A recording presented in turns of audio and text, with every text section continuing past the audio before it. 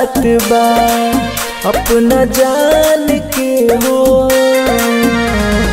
भूललो ना जात बा अपना जान के हो। अब तो हो गईनी केहुआन के हो, अब तो हो गईनी केहुआन के हो, कि भूललो ना जात बा अपना जान के हो, कि भूललो ना जात बा।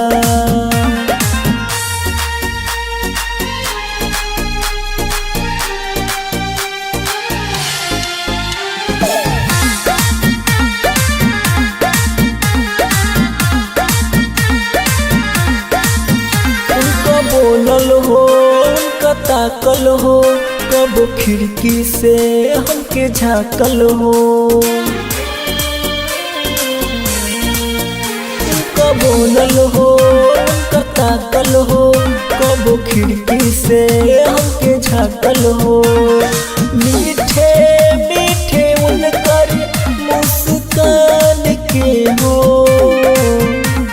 मीठे मीठे उनकर मुस्कान के हो, कि भूललो ना जात बा अपना जान के हो, कि भूललो ना जात बा अपना जान के हो, कि भूललो ना जात बा।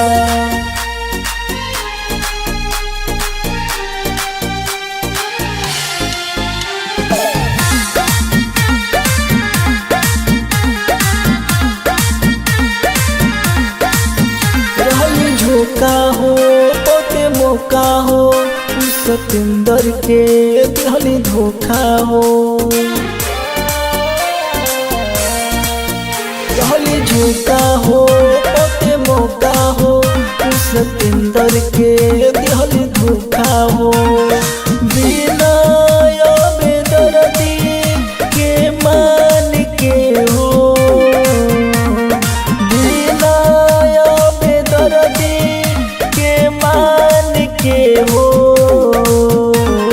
भूललो ना जात बा अपना जान के हो, कि भूललो ना जात बा अपना जान के हो, कि भूललो ना जात बा।